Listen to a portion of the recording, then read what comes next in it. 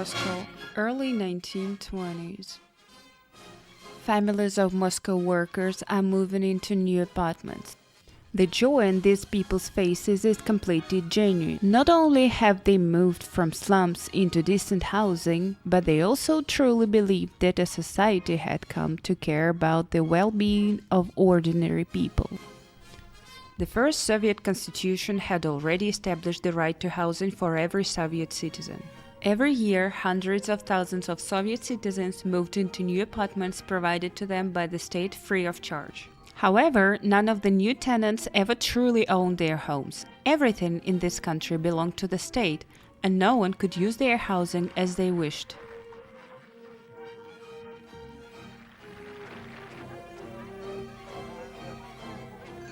Finally, during the Perestroika period, the state allowed its citizens to privatize their homes.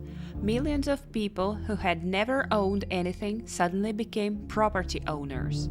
For most of them, a private apartment became their only asset, and housing quickly turned into one of the most lucrative businesses in the country. It became a coveted prize for a large group of entrepreneurs, as well as for numerous resellers, speculators, and outright criminals.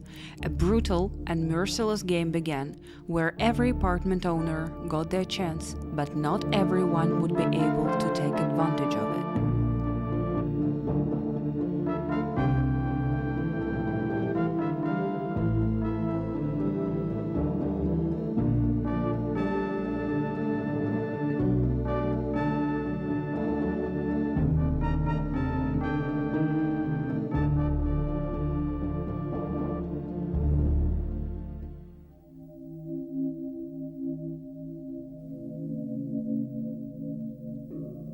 On July 30, 1993, passers-by discovered the body of an unidentified man in the Moskva River near house number 3 on Rostovska embankment.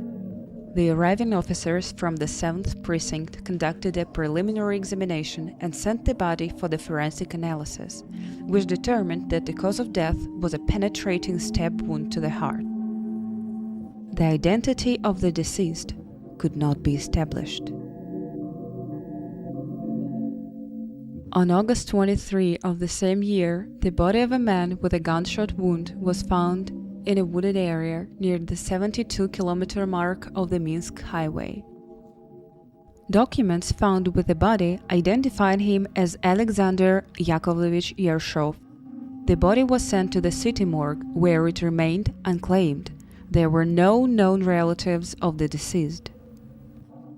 These two discoveries are directly related to each other and to our story. However, they remain just two statistical entries in the database of unsolved crimes and two cases stored in the city morgue, which continues to be filled with the bodies of unidentified and lonely individuals at a chilling rate. 6 months passed. On March 10, 1994, two female bodies were found in the well of a water collector on 3rd Magistralny Street.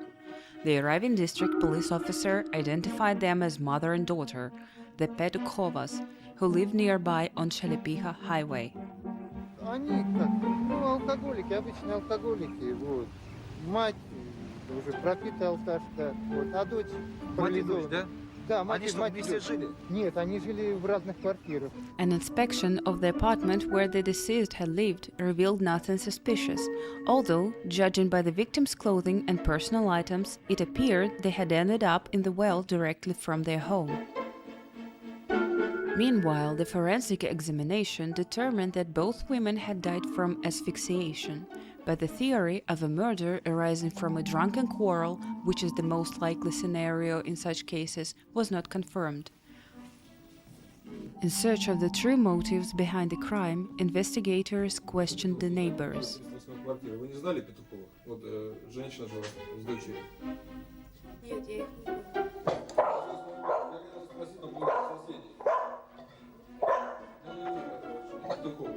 Everything they could discover was that the Petukovs led a rather reclusive lifestyle and interacted with other down-and-out individuals from other neighboring houses. 10 days later, at the height of the investigation, another body was found in the same well. It was the body of Bulanenkov, an unemployed man, also well known at the local police station as a chronic alcoholic. Bulanenkov also lived at Shalepiha Highway and, like the Petuhovs, had no close relatives. Almost all the neighbors indicated that despite his extreme alcoholism, Bulanenkov was a quiet and non-aggressive person, making it unlikely he had any enemies. The investigators interviewed all the neighbors living in the same building as Bulanenkov and the Petukovs, asking if they had seen any unfamiliar people in their company recently. For a long time, no one could remember anything significant for the investigation. But unexpectedly, during a conversation with one of Bulanenko's neighbors, a single lead emerged. Это вы узнали? Да. От кого? От Домоуправа ей позвонили и сказали, что Буланенков собирается продавать квартиру. Но звонил не он? Нет. The local housing office confirmed that a young man had called inquiring about the documents for Bulanenko's apartment. He said, on the behalf of the owner, he would handle its privatization to sale later, but he never appeared at the housing office. The only working theory that emerged for the investigation was that the murders were committed with the intent to seize the victim's apartment for subsequent sale. The Moscow City Prosecutor's investigation team began developing a plan to monitor potential locations where the criminal might appear. This involved constant surveillance of the victim's apartment and the housing offices. However, the primary goal was to infiltrate the area where the criminal was most likely to operate. Specifically, the focus was on the locations in Moscow where the real estate transactions took place. A few operatives disguised themselves as solitary alcoholics wishing to sell their apartments and went to Banny Pereulok and the building of Moscow privatization. At the same time, an apartment was being prepared with some special equipment to allow continuous monitoring. Here, the undercover operatives, posing as sellers, would bring potential buyers, among whom the killer might be found.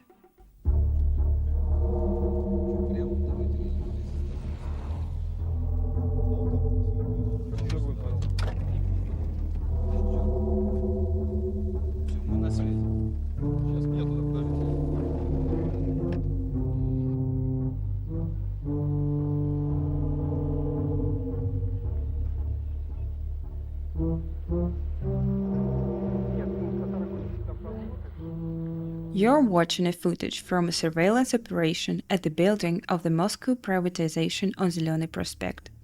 This place has become one of the hubs of the unofficial real estate market. Resellers and private brokers are coming here hoping to find a profitable seller. They are attracted by a possibility to directly reach the owners of the apartments. Usually the prices are quite low. All the necessary paperwork can also be done here. All of these factors might have attracted the wanted criminal here as well.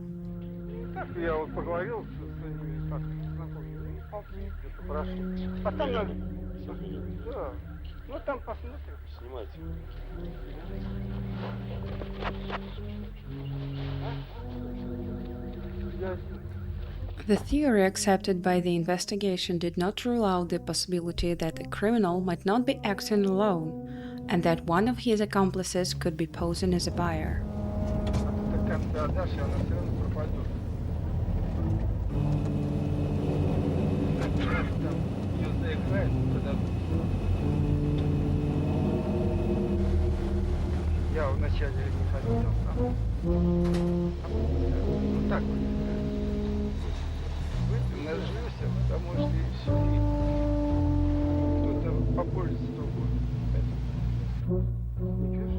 А ты ж хотел выпить-то.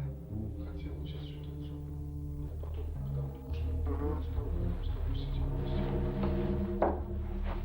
О, легче стало.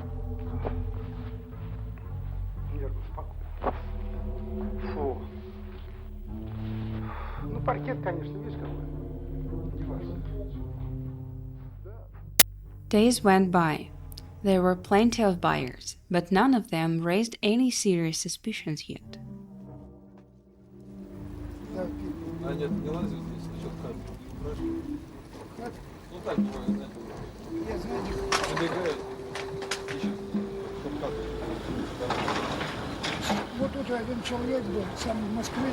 Meanwhile, the operatives were working with another group of individuals that might be of interest to the investigation. А здесь-то вообще-то...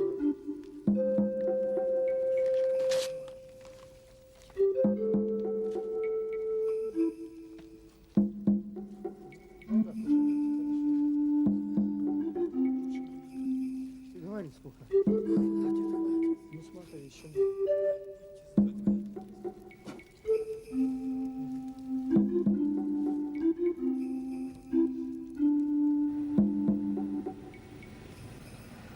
It was no secret that many of the homeless in Moscow who lived in the train stations, dumps, basements, and attics had once lived in decent apartments and lost them due to the schemes of enterprising fraudsters. It was possible that among them were the victims of the wanted criminal who had miraculously survived.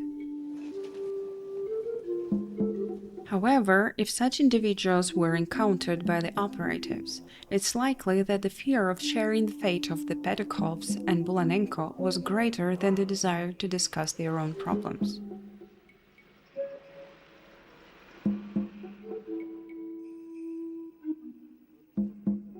One day, the Bulanenko's neighbor called the operatives and reported that an unknown young man had just entered his apartment.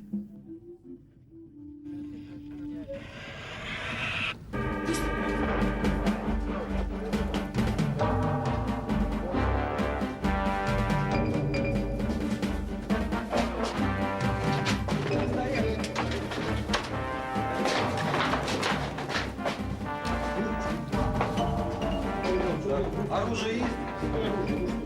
Оружие есть? Документы. Мы из милиции. Документы.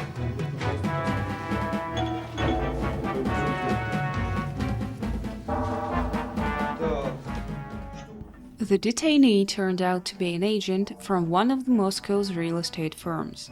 He had received the apartment key from a client, a young man who wished to sell the apartment. Раздался телефонный звонок, я снял трубку, как обычно у нас бывает. Мужской голос предложил на продажу квартиру. Я начал ее спрашивать, записывать все данные по этой квартире. И после того, как я спросил, сколько он хочет за эту квартиру, он назвал, в общем-то, такую не слишком большую цену на эту квартиру. Я заинтересовался, предложил ему, значит, заключить, так сказать, эксклюзивный договор на продажу этой квартиры.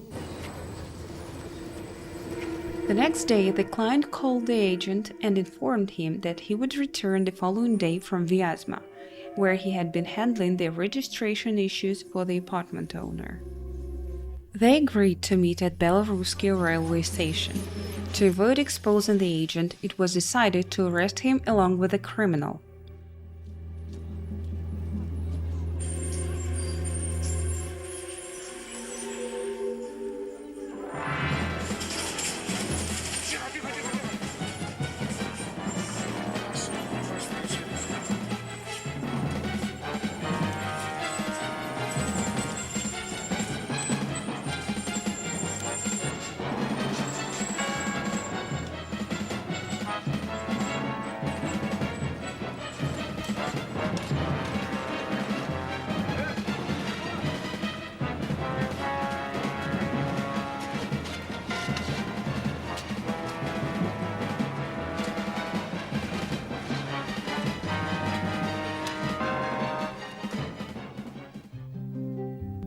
The detainee turned out to be Alexander Muralyov, an unemployed and previously unconvicted man. Born in 1971 to a Soviet army officer, he spent most of his childhood and youth in East Germany, where his father held a significant position in the counterintelligence. After returning to Russia, he finished school and enrolled in a medical college.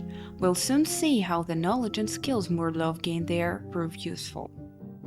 He left the college for the army and served there as a feldsher.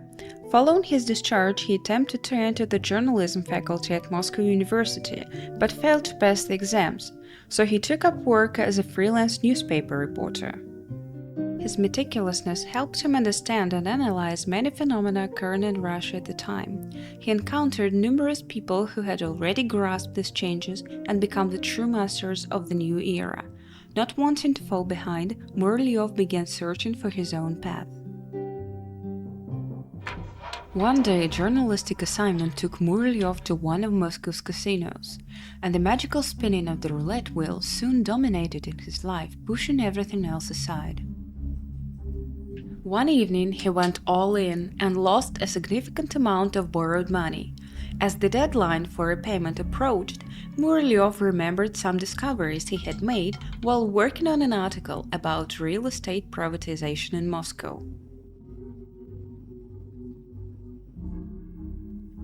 The hastily adopted privatization mechanism offered a lucky break for the unlucky gambler, a small piece of paper that could be easily obtained at a notary's office. He just needed to find those who would sign it. The preliminary investigation fully confirmed the prosecution's hypothesis about the criminal's methodology and operational mechanism, which formed the basis for the operation to capture him. Muralyov carefully investigated places frequented by alcoholics, homeless people, and other marginalized individuals. He often visited liquor stores, interacted with the regulars there, and gathered the necessary information to get started. He generously treated his future victims, and upon confirming that they had no close relatives, offered to sell or exchange their apartments with additional payment. Hearing the enormous sums by their standards, they agreed and signed power of attorney documents allowing Muralyov to fully manage their apartments, including privatization, sale, and eviction of the former owners. Once he obtained such a power of attorney, Muralyov usually showed no further restraint. While examining the circumstances of the murders of Bulenenkov and the Petukovs, the investigation carefully scrutinized the notary office where Muralyov's powers of attorney were possessed. The first discovery was that Bulenenkov signed his power of attorney to manage his apartment 2 days after his death. This led to the examination of thousands of other powers of attorney issued by the notary office over the past year, and 2 more were found that were also made out to Muralyov. In July 1993, men Sidorov and Troshin had given him the right to sell their apartments.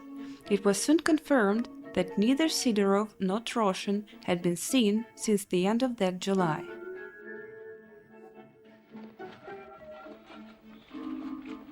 When Muralyov realized that the evidence is irrefutable, he confessed to the murders of Sidorov, Troshin, and Vinokurova, a woman who lived with Troshin. Убил я их на квартире, по адресу проспект 60-летия октября. Затем нанял таксиста, привез его на это место. Машину оставил за углом. Где вот, покажи, где-то. За этой дачей. Затем вынес сначала деда, отнес его на руках сюда, завернул. Как фамилию, помнишь? Трошин Владимир Васильевич. Затем завернул его в одеяло, утопил в колодце. И затем я вынес Винокурову, гражданку, тоже отнес сюда на руках, завернул в одеяло и тоже сбросил в колодец. Затем колодец закрыл, сел в машину и уехал. Muralyov's list of crimes didn't end there. During the investigation, the records of the Moscow and Moscow region GUVD were checked, and these records contained the information of all unidentified and unclaimed bodies. At the same time, the district police stations and the prosecutor's offices were queried about unsolved murders and reports of missing persons. Finally, among the hundreds of cases reviewed, the investigation's attention was drawn to a particular file kept at the Kuntsevo prosecutor's office concerning the murder of Yershov. A quite intriguing document was discovered, a statement from Yershov addressed to the district prosecutor, stating that Murlyov had repeatedly approached him with an offer to sell his two-room apartment. In exchange, Murlyov promised to provide Yershov with one-room apartment and a substantial sum of money. Yershov's suspicion about Murlyov arose when he went to inspect the proposed one-room apartment, only to find it sealed by police, as a report had been made about the disappearance of the resident, a man named Zhelestsov. A week later, Yershov himself disappeared. The report about Zhelestsov's disappearance was soon located at the Khamovniki prosecutor's office, and 2 months later, the file regarding the identification of a body found in July 1993 in the Moskva River near Rostovsky embankment was also discovered. The description of the body closely matched the missing person's brother's description, but all doubts were dispelled when the brother identified a distinctive item found with the body, the wristwatch belonging to Zhelestsov, with a personal inscription. The grim circle of Murlyov's victims was closed, and as a result, Murlyov confessed to the murder of 8 people. But even the seasoned investigators were taken aback by some of the details Murlyov was now willingly sharing. He had drugged Zhelestsov's vodka with clonidine and waited until he fell asleep. Murlyov then used a specially made crossbow to shoot the sleeping man. However, upon turning on the light, he saw that the arrow had hit Zhelestsov's arm. Unwilling to experiment further, he loaded a powerful harpoon into an underwater pistol and, with a shot to the heart, began his deadly tally. But that was not the only method of killing that Murlyov had mastered. В таком положении лежала. Я сделал удавку. Ну, сначала я просто сложил шнур вот так. Ну, примерно такой был длины? Да, такой длины был. Затем просто я сел на кровать.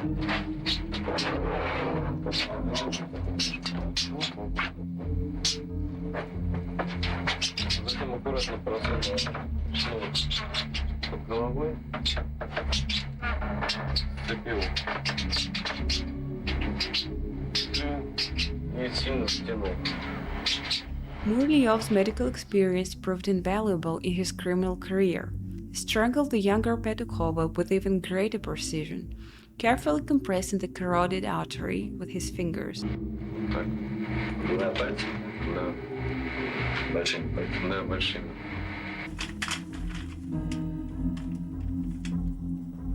The same fate awaited Troshin, while Sidorov was killed by Murlyov with a kitchen axe. Murlyov transported Yershov in a semi-conscious state from the necessary dose of clonidine to the countryside, where he shot him in the back of the head with a TT pistol, although he had also had a revolver in his arsenal for emergencies. Murlyov's approach with Bulanenkov was almost ingenious. He brought the drunk victim to the ominous well on 3rd Magistralnaya Street and simply placed him near the open shaft and waited for him to lose his balance and fall in. He didn't have to wait long.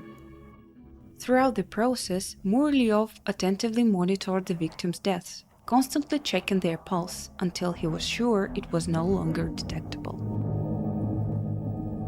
But the most incredible confession Murlyov made during one of his interrogations was explaining the motives and goals of his privatization method. By killing drunks and down-and-out individuals, like most of his victims, he claimed to be acting as a sanitary worker for the President Yeltsin, helping to cleanse the society of the marginals.